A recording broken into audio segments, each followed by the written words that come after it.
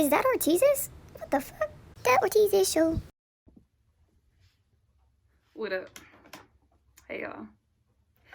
So today's topic is gonna be today's topic is gonna be depression.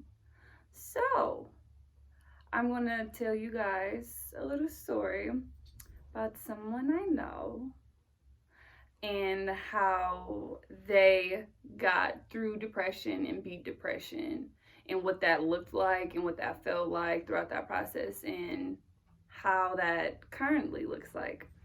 So I have like a little paper and stuff to kind of guide me because I want to be very clear and concise when I talk about this because this is a very important, touchy topic, okay? I believe that my depression, that is now over, has started around my 22nd birthday.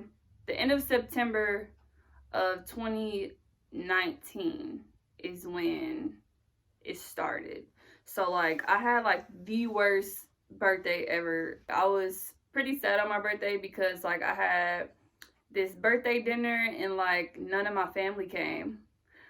Like it was very strange. Like only my cousin came, and I'm pretty sure I had invited like a lot of my family, and none of my family showed up. Like my friends showed up and my partner at the time, her family showed up, but my family didn't show up. So I was feeling some type of way about that. Like, it's my birthday, don't nobody give a fuck about me, blah blah blah.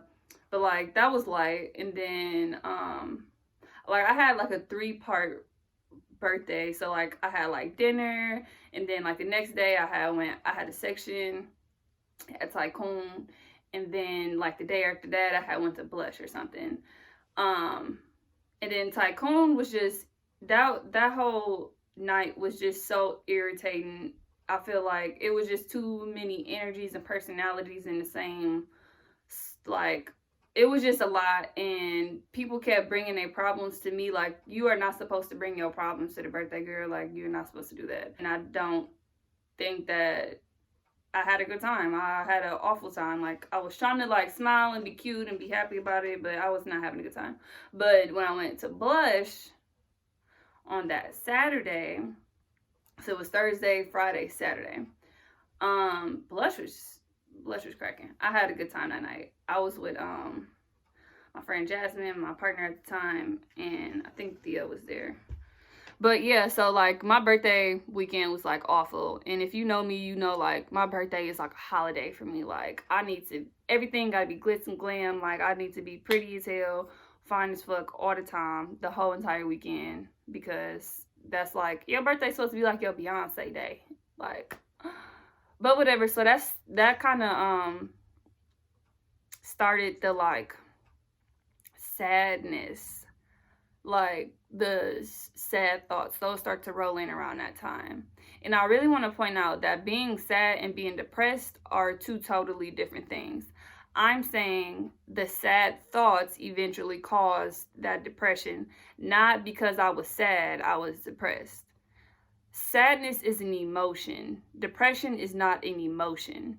That is like something that you can be diagnosed with. Like, it is serious. Just because you're sad about something does not mean that you're depressed about something. I can be sad that my goldfish died. That does not mean I'm going to be depressed that my goldfish died. I can be sad that I'm hungry.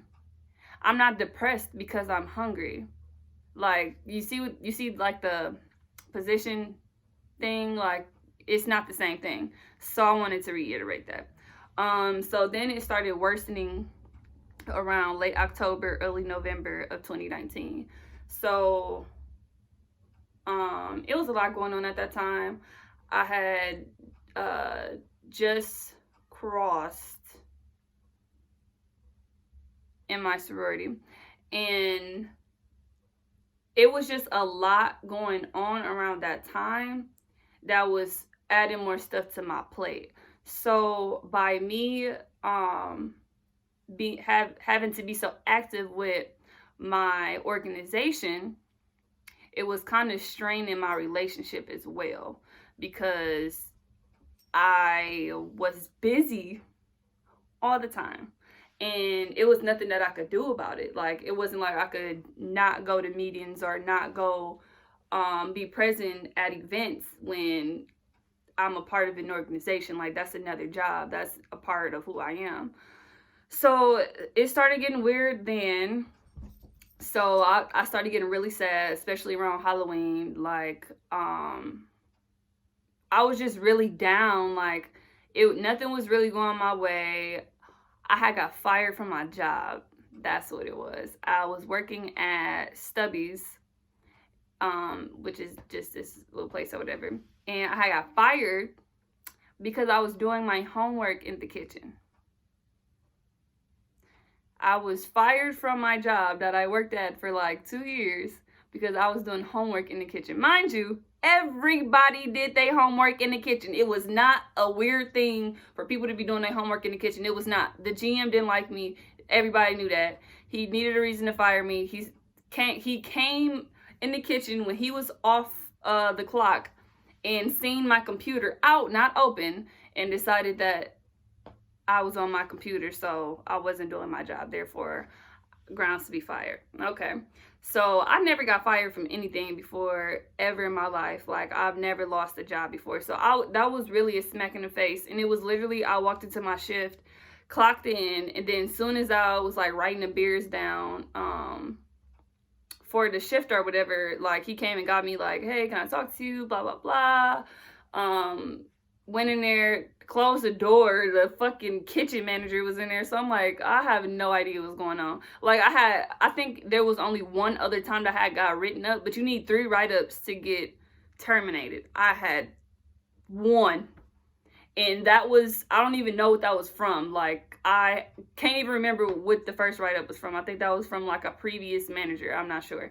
But anyways, he basically said, you was on your laptop, you got a table complaint, you're fired, basically. Okay, I'm not gonna fight for no job that is not paying me not shit. So that was that. So I was like, I'm a very sensitive person. So like, my partner at that time, she had just dropped me off at work, and I literally had to call her back, like, can you please come pick me up? Like, I was literally like red in the fucking face. Like, that was so embarrassing, because like, how can you fire me? I'm the life of this fucking restaurant. But I mean, this is old. This is my feelings then. This is 2 years ago. But so I was super beat up about that. But it really ate at me, like, I'm always gonna make some shit shake. Like, I'll hustle if I have to, but like, I'm so used to having my own money. Like, I'm not used to having money problems. So at this point in time, it's like, now I have an issue. Now I have another issue on top of all the other issues. My relationship's being strained. Then on top of that being strained, I'm dealing with my own personal stuff because of how my birthday went. Even though it was like a month ago, still, like, that bothers you. Like, you start thinking like, damn, who are my real friends? All this other stuff. Like, it was plenty stuff that went into it. And then I got fired. Like, I know you fucking lying. And so that started causing money problems. So I was not prepared for an emergency or nothing like that at that particular time, because I had just was like, went with the wind, like, okay, boom, I'm gonna do this, I'm gonna get the money back. And then I got fired, and then I didn't get the money back. So shit started hitting the fan, let me tell you that. So all that stuff started happening. So now we're in November. Everything's just kind of shitty. I'm not gonna go too much into November, but it was pretty bad. I was minimizing all my issues because my partner was about to graduate college. So I didn't want to be like negative. Like, I didn't want everything to be like, I'm not gonna say I didn't want it all to be about me, but I was trying to suppress a lot of the stuff that was wrong with me so it wouldn't affect her. And I think it was a passing in her family, which also was like a very transitional point for her. And I just think that at that point, it was kind of like we both was in a weird spot. And I think by both of us being in a weird spot and not speaking up on it and just trying to like exist in each other's world with a lot of shit going on, that I feel like that eventually led to the demise of our relationship. When that stuff started happening, that was like a completely, that was September. So September, October, November, and we're going into December now because she was graduating in December.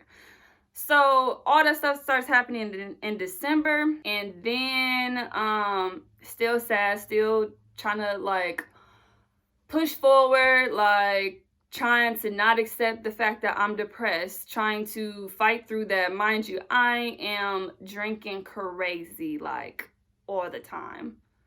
I shouldn't even say drinking crazy. I was just drinking because was used to drinking all the time. I worked at a bar. Like, I was just used to that. That was my lifestyle. It really started to change once COVID hit. Like, that was, obviously, it's gonna be a tough time for everybody because it's a fucking venereal disease that I shouldn't call it a disease. It's a virus that nobody knew what was going on at the time. Nobody knew anything about it. It was just happening and everybody was getting it, and we was basically on quarantine. And when we had to go, when everything got shut down, I wasn't even in the state. I was in Kentucky at a convention. At this particular time, like, my relationship was at a complete standstill. Like, we were on a break. Like, it was just getting real muddy, and I didn't understand nothing that was going on. Like, I kept trying to deny to myself like the reality of what was going on. Like, I'm thinking to myself, as far as my relationship goes, like, okay, we taking a step back, blah blah blah, like, this gonna be this gonna be that, like, this is what it is, we're gonna get through this, whatever, everything's gonna be fine. Shit did not be fine. Shit went straight to the fucking fan. Ended up breaking up. Okay, boom. But our breakup wasn't bad. And I'm not gonna go into detail about my breakup or anything like that, because that's not only my business to be speaking on. But I can only talk about my experience post breakup, to me personally, like how I feel personally. So when we broke up, obviously heartbroken. Like, if you we was together for a long time. But it was a breaking point for me because of everything that was happening post breakup. Like, I felt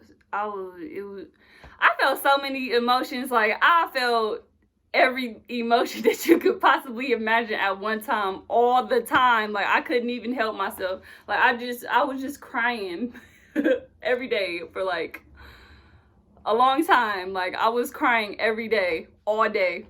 There was nothing that was making me feel better. Like, it was just really bad. It was a really bad time for me. I'm gonna try to leave it at that, because I really promised myself I was never trying to like go into the details of that breakup, like, ever. How was I coping during that time? With all the shit that was piled up on shit, it was just shit piled up on shit, on top of losing not only my relationship, but that was my, like, if you with somebody and you fuck with them, like, that's your friend. So that's your best friend. So not only was I losing a relationship, but I was also losing like the closest person to me at the same time, and it didn't seem to be like they gave a fuck.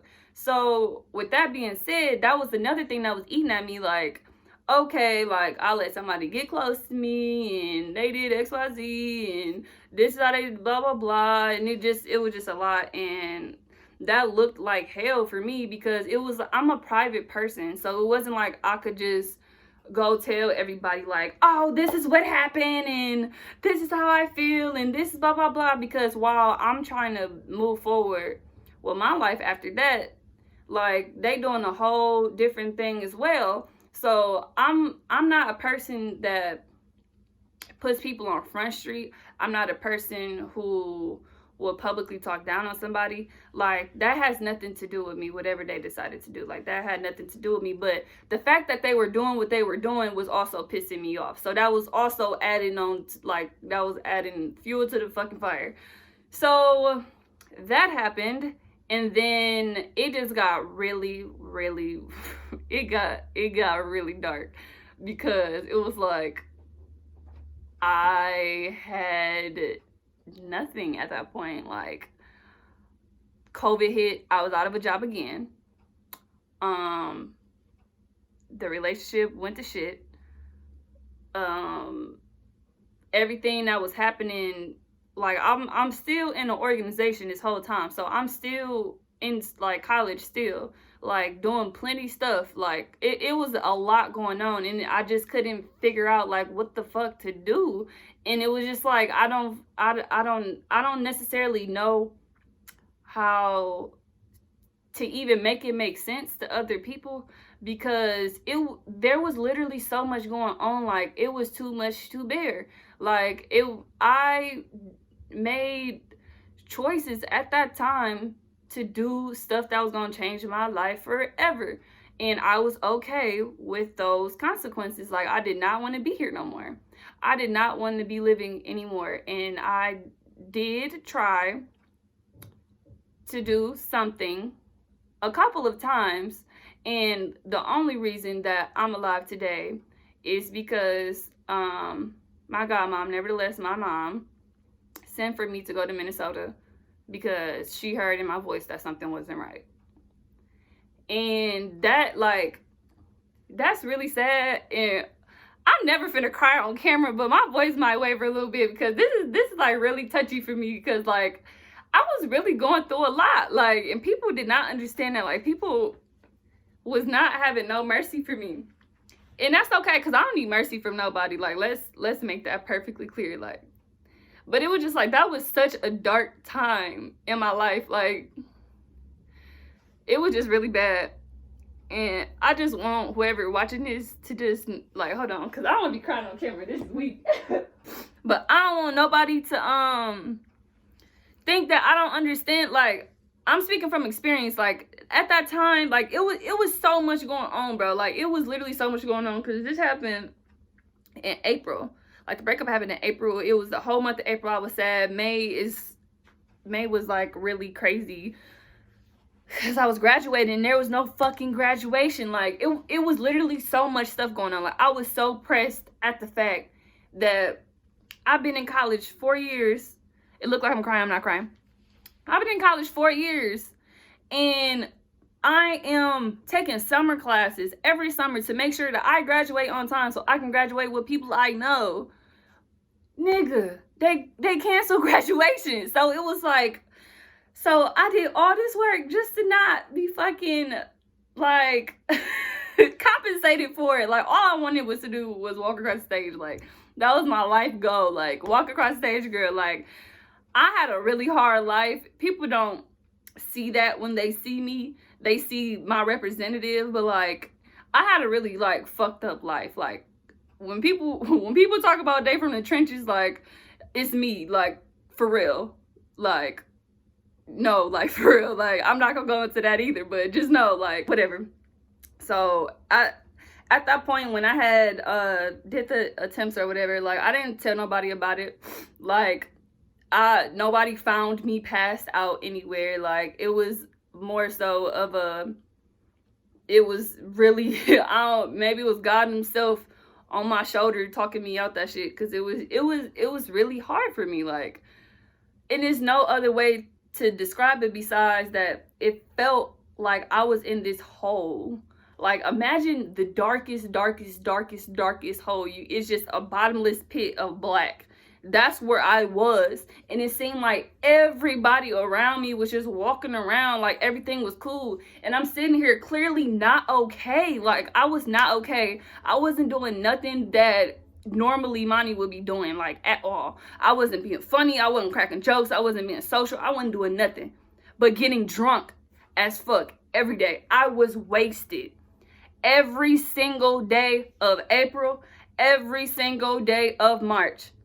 The only reason was slowed down me drinking, which is a whole different story, was the fact that the George Floyd thing, the George Floyd incident happened.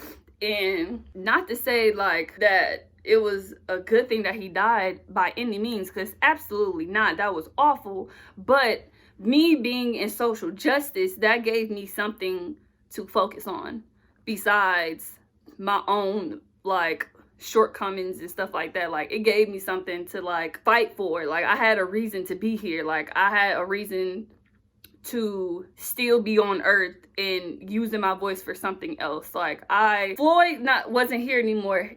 He can't speak for himself, so we need to speak for him. That was my understanding. And so that's what I did for the whole entire summer. I was at multiple protests, leading multiple protests. Like, I wrote a whole spread for Copyright, the magazine that I work for, Copyright Magazine. I wrote a whole spread about protesting. Like, I am published in a magazine talking about protesting. Like, I don't take this like light at all. Like, social justice is like something that means a lot to me. By me having, I don't want to say aspirations, because then it seems like I'm getting something out of it. I'm not getting anything out of it. If that particular situation didn't come at that particular time, I don't know what would have happened. I had nothing else to focus on besides that. And with me finding something to like gravitate to and like stand on and feel like I was actually somebody and felt something, and somebody was actually noticing that I was there, no matter what the reason was, that made me feel good as a person. Like, that made me feel recognized. Like, okay, I'm not just in this bottomless pit of pity and hurtfulness and depression and all types of stuff. Like, I'm not finna just put my whole life on blast, but it was more than just that stuff that was going on. Still, it was like my mom was having problems. It was a lot of stuff going on. And so when my mom nevertheless had sent for me to go to Minnesota, I was only supposed to stay up there a week. I ended up staying up there 2 weeks because she felt like something in her heart told her, do not send me back to Milwaukee. And I'm so happy that she did that, because if she would have sent me back to Milwaukee, I would have probably been successful with my attempt, because I was not okay. The reason why I think it's so important for me to even talk about that is because there are people who people look up to. This, like Instagram, Twitter, Facebook, all that, people really are a part of your social circle, right? And you only let people see what you want to see, right? I wasn't posting that I was having these thoughts or that I was in a dark place or anything like that. Like, yeah, I post like I'm sad or whatever, but like, everybody be sad. Again, key point, being sad and being depressed are two totally different things. So I think it's important that we realize that just because somebody's okay on camera, like on a story or on a picture, does not mean that person is really okay at all by any means. Like, y'all really need to check up on people. Don't check up on me. I'm straight. I would never allow myself to go that dark in a hole again, ever in my life. That was absolutely not. Like, I literally had to be in isolation for 2 weeks.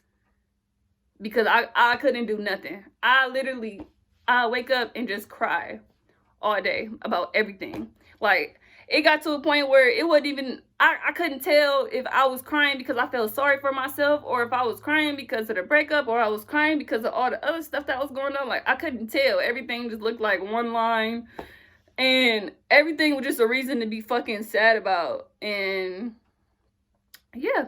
So that was like the darkest part of it. I feel like I was waiting for somebody to rescue me and nobody came. My mom did. My godmom did. She came with her letter, and she let that letter down the hole and said, come on, let's go. And the thing was, she had no clue. She had absolutely no clue what she was doing at that time. Something just told her to do it. She didn't even know about the attempts until a couple months ago. Like, she had no clue what I was actually going through, but she can just tell something wasn't right and that I needed to be around some love. And that's all it took, was somebody to notice that I wasn't okay. And that's all I wanted, was for somebody to notice that I wasn't okay. Like, everybody kept handing me alcohol, handing me smoke. Like, given it's a temporary, way to go about it, but that was not doing anything for me but messing me up more. And it was like, I started becoming an alcoholic. I started chain smoking. Like, I could not live in reality at all. Like, I don't know how to. I just want y'all to understand that, like, there was no Imani. I was literally just a vessel of meat and bones. Like, there was nothing up here. All I felt was just heaviness all the time. I literally, me and my ex, I got a cat together or whatever. And I couldn't even look at the fucking cat. Like, I was so sad. Like, I was so sad. And so I'm gonna get to the ending of the depression. So while yes, she did save me, I was still very much depressed. Yes, the social justice thing gave me something to focus on, but I was still very depressed. The depression really did not uplift until I moved out of the house that I lived in at that time. Because everything in that house reminded me of something terrible. Like, me and my ex lived together, so me being in my room, that would just make me think about her all day. I don't want to be in my room. Me being in the living room, I used to think about her being at the table. Oh, I don't want to be in here either. I don't want to be in there either. I don't even want to be at home, but it's a pandemic, right? So by it being a pandemic and me not being at home, that caused friction with my roommates or whatever the fuck. And I just couldn't be at home, and I just couldn't do it. So when I moved out, that was like, I finally could breathe a little bit, like shoulders moving a little bit, like I feel good, like I finally feel like we making some progress. And so from the move out to where I didn't have to be around anything that will remind me of anybody, that's when shit started to feel better. Like, that's when it started getting good, because I started realizing, like, okay, you're still Imani. You're still that bitch. Like, you're still the it girl. Like, you're still, like, her. Like, you're still her. Like, you should not be feeling like this. You should not be so deep in your thoughts to the point where you don't know who you are anymore. So my pride and my ego is also what saved me from a lot of dragging on that depression, because I had to pep talk myself out of it. Ain't no note cards or nothing. There's no specific way to get out of depression, but what worked for me. And what worked for me was sulking in it, feeling every emotion that you could ever feel, but still going. Nipsey Hussle said something similar to that in his song called 10. And it's just like, the difference between me and everybody else is that no matter how many bad thoughts I had, I still kept going. I wasn't talking about it. I wasn't calling on my friends like, hey, I just tried to do this and blah, blah, blah. Can you talk to me? Like, I wasn't doing none of that. I didn't reach out for help. I didn't feel like I needed to. I feel like at that time, I feel like if you love me as a person, if you love me as a friend, and you love me as a family member or whatever the case may be, you would just check up on me because I'm not being myself. And nobody was really doing that.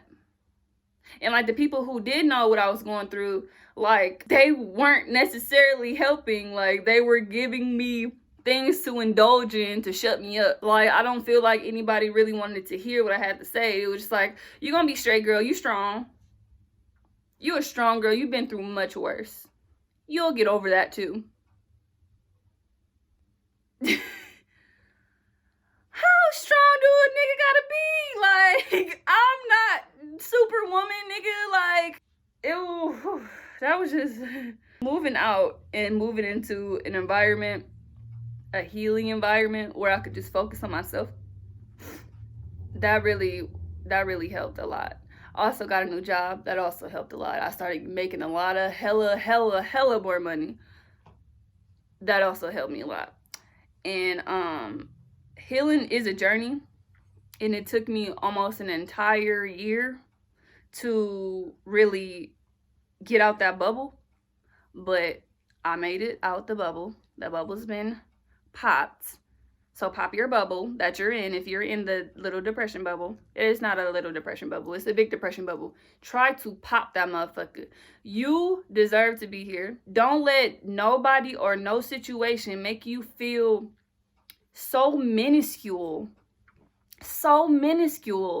that you don't even want to be here no more. Don't let anything knock you off your square to the point where you ain't even got a square no more. Like, my nigga, what you standing on? Nothing. You should always stand on something. Don't ever stand on nothing. Then what you here for? And then that question comes to your head. What you here for? I'm worthless. I don't deserve to be here anymore. You see how that goes into like that little cycle of shit? Yeah. But I felt like by me telling my story about it, maybe that'll help somebody else with their story that they're not telling, because it's nobody's business at the end of the day what you go through in your personal life. I'm just a transparent person, and I'm okay with giving people bits and pieces of what's going on, because at the end of the day, you can only draw so many lines to whatever if I'm not giving you the full story. Like, I don't ever tell anybody my super personal life details. Like, there's no reason for that. What do you need to know that for? But I hope that this vlog touched at least somebody. I'm not looking for a pity party. Don't feel no pity for me. Please do not. Like, I am not in that place no more. I am way above that. I am divinely protected. Can't nobody touch me. I ain't worried about it. So save the nice words, and I just really hope that somebody who's contemplating their purpose in life or anything like that, I just hope they see this video before it's too late and just know that, like, it's not just you by yourself that goes through shit like that. Like, it's a lot of people, and I've been through therapy. I'm still in therapy. It starts there, starting a conversation about it. And once you start that conversation about it, I think that things will start to shift in a good way for anybody that is happening to. So this is me post-depression. You ain't supposed to be in this video, but I'm living la vida loca. Happy. Like, obviously I get sad sometimes. I ain't depressed though. It's okay to be sad. Sadness is an emotion. Happiness is an emotion. All of these things are temporary. Just know that at the end of the day, it's gonna be all right. And at the end of the day, it is what it is. Whatever happened. You can't change what happened already. The only thing that you have control over is what you do. And I wish you would stop being weird. That's my story. I'm sticking to it. And I hope you guys had a better 2020 than I did. Because 2020 sucks. But the year 22 for me was awful. 23 has been great. Love being 23. Highly suggested. Highly recommended. Make it to 23. At least. I love it here. But yeah. See y'all next time.